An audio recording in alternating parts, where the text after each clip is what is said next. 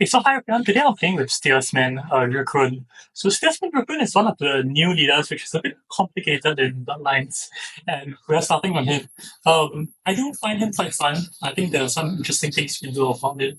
And what happens is that he has ability where he will pick up 5 of his 10 navigation cards, and he has to choose which amongst them he wants to use for the rest of the game.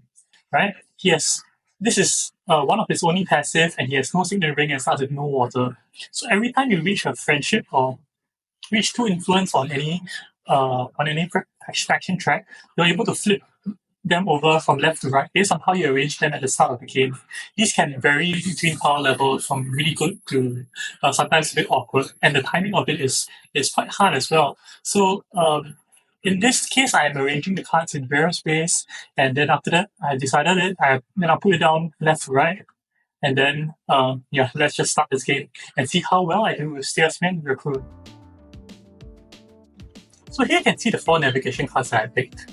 So first you have this one in slot 1, that if it's in slot 1, you can either get 1 spice, or if it's in navigation slot 1, you can acquire a spice on slow. What I've come to find is that acquiring a spice on slow actually is really good early. Even though it's a dead card in your deck, a point is a point, and points are normally hard to get, so anytime you get points is pretty good. The second one is that if you reach you get water, and if you reach a spacing guild as the one with this friendship, so a bit of forward planning, you can get 1 spice. So it's just an additional bonus. The third one is you get 1 spy, or you can recall a spy for 2 spies and 1 intrigue. And the last one is that if it's in 2 Solari and if it's in navigation slot 4, for the rest of the game you reveal for additional 1 persuasion. This 1 persuasion is really good. It really helps you buy spice on slows. And you can see there's some constraints that you have with some of the cards. Like you want Solari early, but you also want this to be in slot 4. So how do you navigate it and how do you play around it? So as you can see, I'm just trying to maximize what I can. If it says slot 1 and if it says slot 4, I'll just try it and let's see how it goes.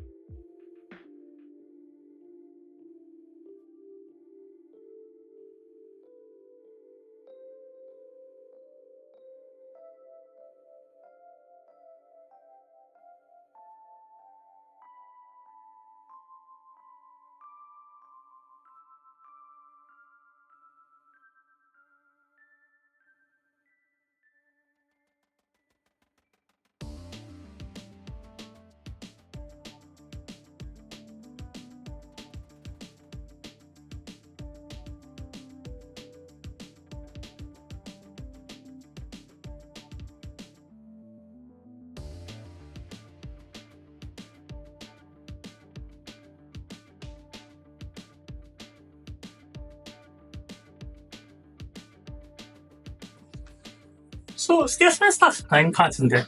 One of his cards that is removed is a Signet Ring. So actually when you remove Signet Ring and you play Seek Allies, you're only left with 8 cards. Right? And any card that you buy actually is very impactful. So being able to buy a very powerful card early is actually very important. And because I have 6 persuasion in hand, if I play a dagger to halls, I can get 7 persuasion and buy this Interstellar trade. This Interstellar trade is a wonderful card that will replace my Signet Ring. It's a great Signet Ring to be replaced by. I have to early review, but I think it's fine. I think it's worth like giving up this combat, and I think it's worth like just by getting this card into my 9 card deck after I play Sea Allies. I also spent 2 Solari from the Intrigue that I drew to pick up a Sarduakar Commander. This Sarduakar Commander, if put into battle, can give me 1 spice on reveal. I like early spice quite a fair bit, as collecting spice for Spice Refinery is normally a full action. So being able to prevent having to go to a spice spot to get the spice, I think is very impactful.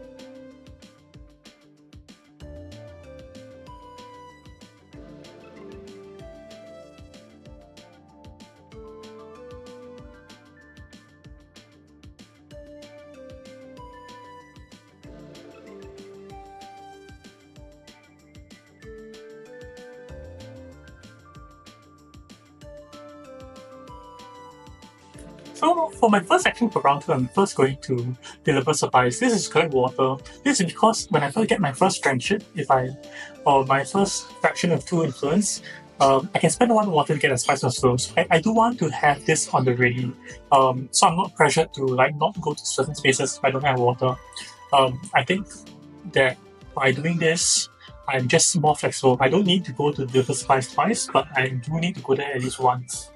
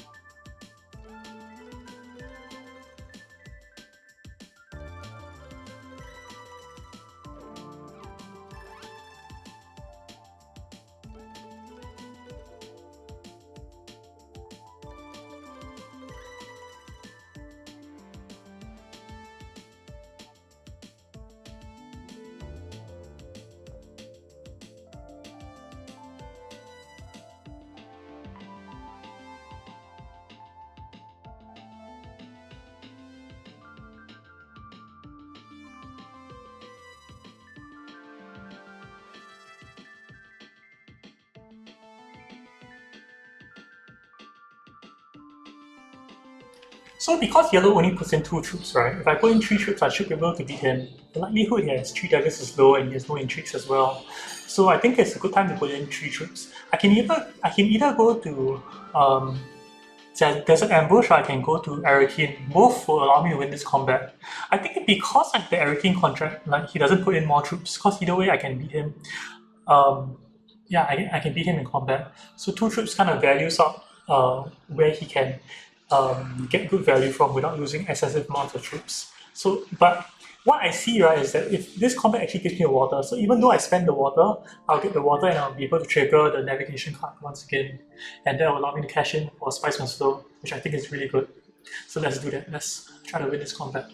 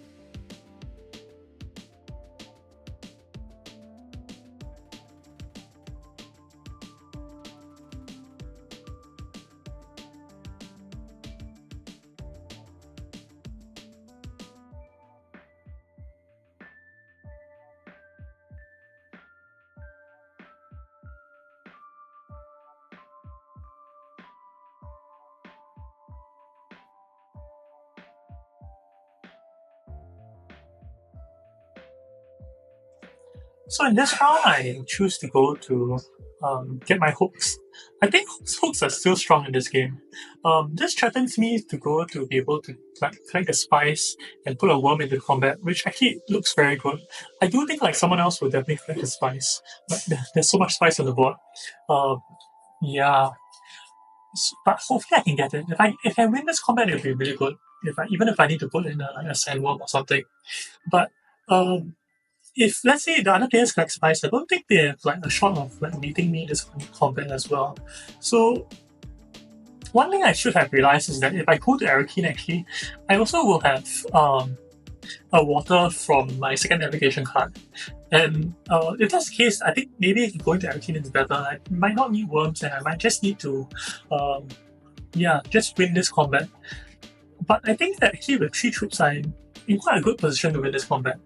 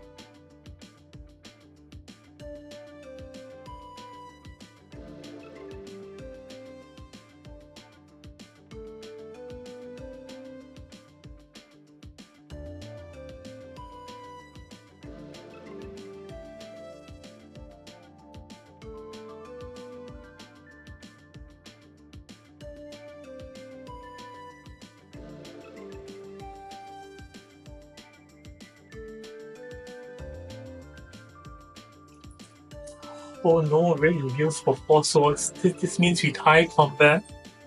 Oh, that's so sad. I even get a spice from like my Sarduakar that will let me cash a point and that'll give me like 2 points, putting me at 6 points in this game. Yeah. Oh, so sad. Maybe I should have kept the dagger, but I thought like getting one intrigue is better. Also, he needed to like he went to Y'rkoon and he drew his like last dagger or something. So really tough for me. I think very good for the rest of the table. On a plus side, I guess I get to collect the deep leather spice. Um, yeah, not as good, but I'll take any consolation I can get at this point.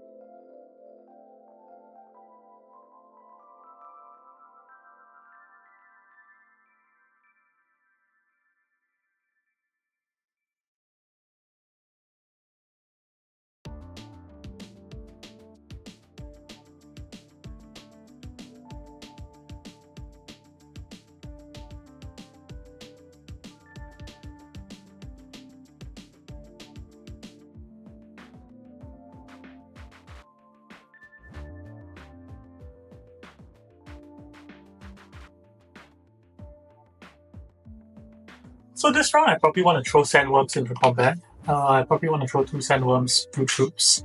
Um, yeah, why not? I think I need to be okay with getting second place. Getting first place obviously be the best, but with yellow having 2 actions behind me, yeah, it's hard to. I think yellow can definitely beat me if he wants to beat me, and yellow's a good player, so I think he will definitely challenge me for this combat.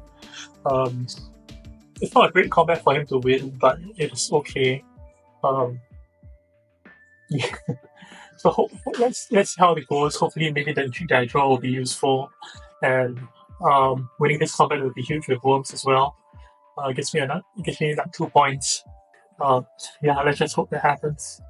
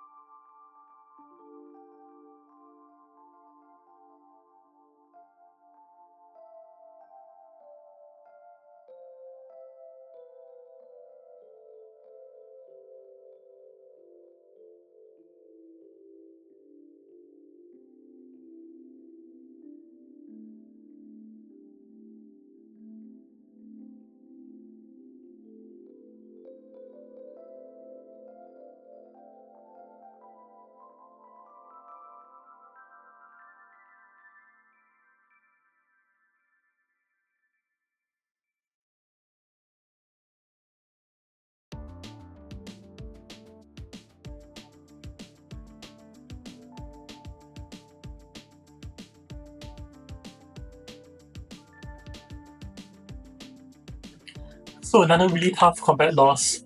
Yeah, it's auto like yellow had two actions after me. If you really want to win this combat, you go and won this combat. And so he does. And I have to be settled with second place, which is okay. I get back water, I get back Solari. It's not as good as winning. I definitely want to win, but oh well, at least I get Sword Master in this manner. It's not great, it's quite late Sword Master, but well, let's just see how it goes.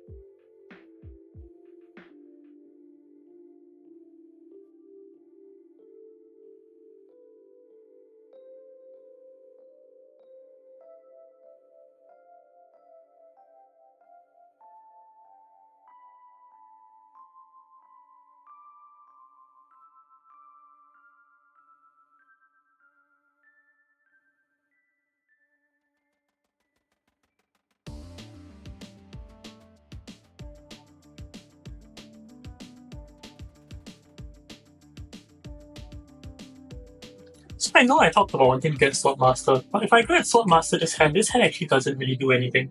I get Sword Master, I get one faction influence, maybe I play a Dune to shipping, but it doesn't really convert me into many points. Maybe it gets me like 1 point. However, I think if I go to shipping and then I go to High Council, that will set me up later for Spice and Slow Buys. And then with just in high cases and convincing argument, I'm able to buy a Spice and Slow. And I think at this point in time, I am racing to try to win this game. So I think that is my line to victory. Let's just try to scrounge up as much points as I can.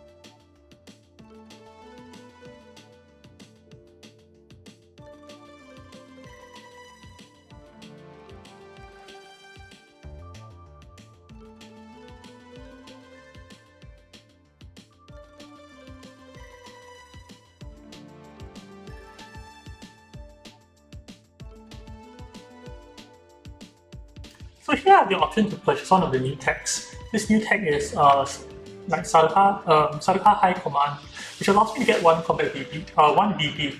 And this victory point actually is like when you get flagships, right? It's just a BP that you add. And since I think I'm racing already, and like what else am I going to do with this spice? Am I going to go highliner? If I go highliner, I'm competing yellow for alliance. I don't really want to do that. What else am I going to do? Sarduakar, then I can go yellow for alliance again. And so I think by spending the spice for a point, I think actually is like the best conversion of spice to a point at this point of time. I still have spice for to go to uh, espionage if I need to, and yeah, I think it's a pretty safe play overall. And since I feel as though I'm racing towards 10 points, let's just try to do this.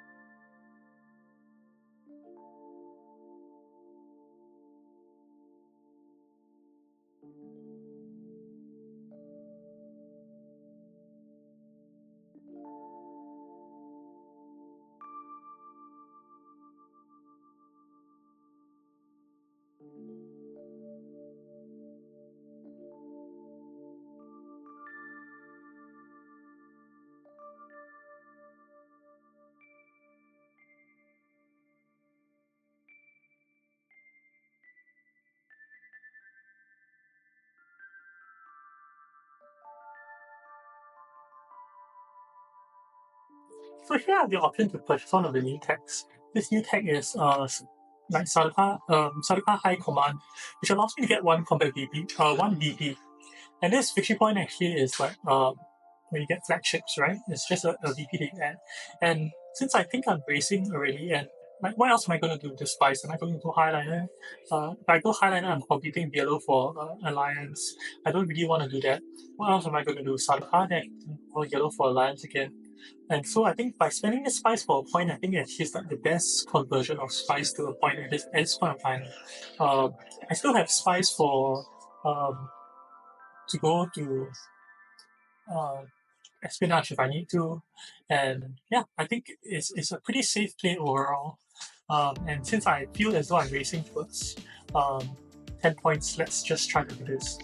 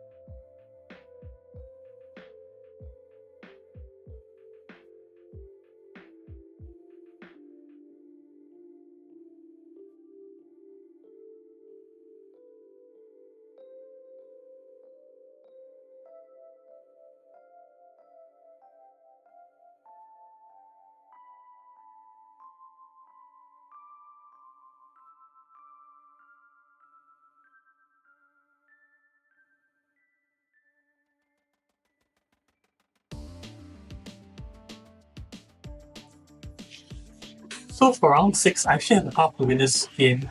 But I did need to draw Interstellar Trade. I think Interstellar Trade was like the main thing I needed in order for me to win the game this round, but it's the last card of my deck, so I need to draw it. If I can go to Espionage, it'll be perfect. Espionage, then I can put a spy onto I can put a spy onto research station, then I can draw 2 cards, fire spies for slow, and then also get retreat 3 troops for the Danny Alliance. However, green takes his first action to go to Espionage, so I can't draw. And the only way for me to draw at this point in time is to go to research station first. So my plan is to go to research station and then figure it out. I think if I go to research station, there might be a chance that I might be able to end the game, but it's very sketchy. I need to be able to, I think, go to Imperial Privilege in order to draw 1 more card. I think that's what I need in order for me to hit a Spice of Flow. And yeah, it's tough. Let's see if I can do it.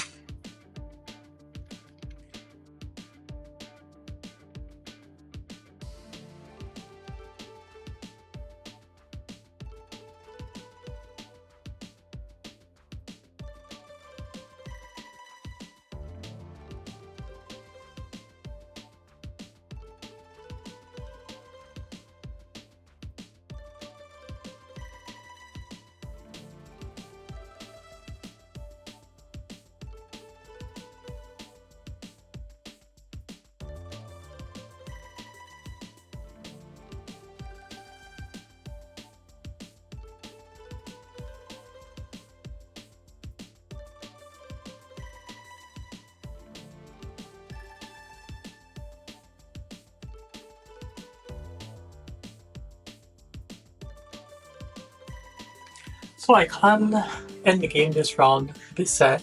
But if I do get to go to let's say if I do play my dagger to assembly halls, for my last action, if I get Sword Master, I'm able to buy a Spice Slow due to my last navigation card. And that will set me up decently for round 7 win. However, it's likely that other people can challenge me for this win as well. So let's just see how it goes.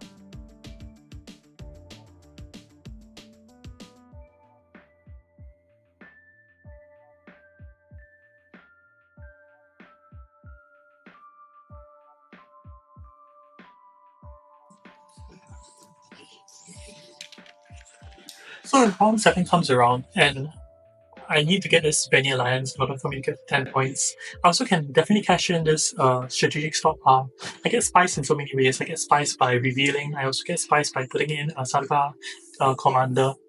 Both are options that I can do in order for me to get the spice. So I can definitely get up to 11 points. And the question is, can I get up to 12 points? So the line that I see here is that I do need to I do need to draw somehow, and I need to figure out how. So let's just go to secrets first, and then see how.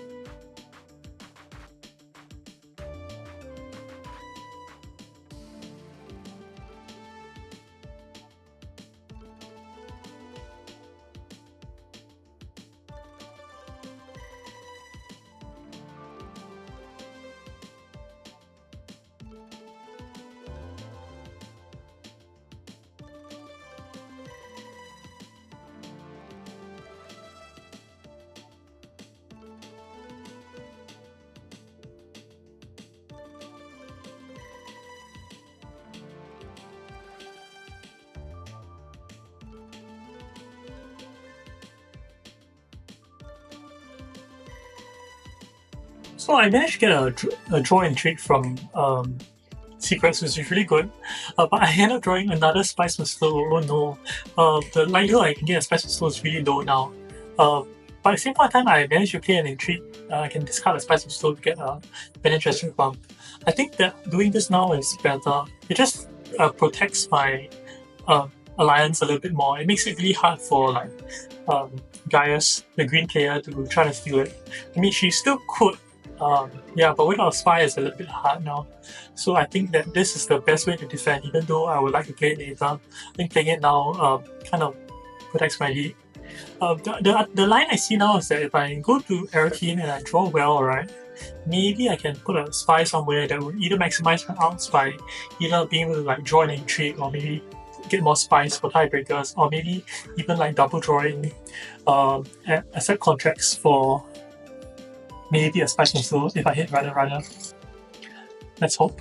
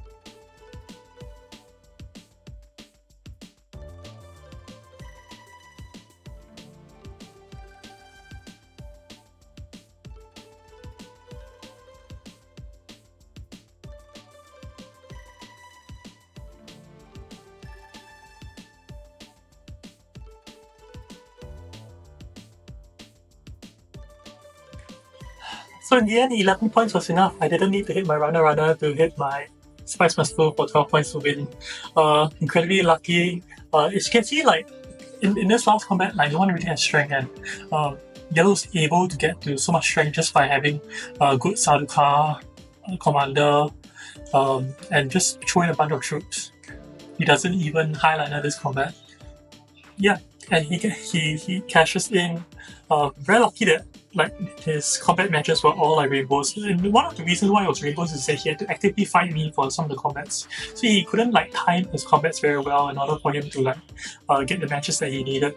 And I think that because like I also had like Worms combat, they weren't cheap, like so it also made it a bit more expensive for him. Yeah. But here you can see how Steersman can navigate the game to raise to a lot of points. I think he's one of the great leaders to get many points, and I think it's quite fun, especially if you get a powerful card like Interstellar Trade. I do think it did carry me to the victory this game. Yeah, so starting with 9 cards, stretching Sea Allies, even getting a Spice Must Flow early, you still see Interstellar Trade a lot. I could have ended it round 6, but I ended it round 7, and this is Steersman Y'rkoon. I hope you like this game of Dune Imperium Bloodlines. I do need a little bit of feedback from this. I understand that the board is a bit small, and I understand like there's a lot of things going on. I'm trying to focus on my own leader and like, what is going on, and maybe as I cover other leaders, you'll understand what is going on as well. I will cover things that are new, things like the Sarduakar Commander that I got, things like the new leader I'm playing, as well as the navigation cards. But I think it's a bit hard to talk about everyone's cards and like, everything that's going on. So hopefully this was a good introduction to Dune Imperium Bloodlines. It's a really fun game, and if you're on TableTop Simulator, hop on and get a game going. Hope you enjoyed this game. See you around.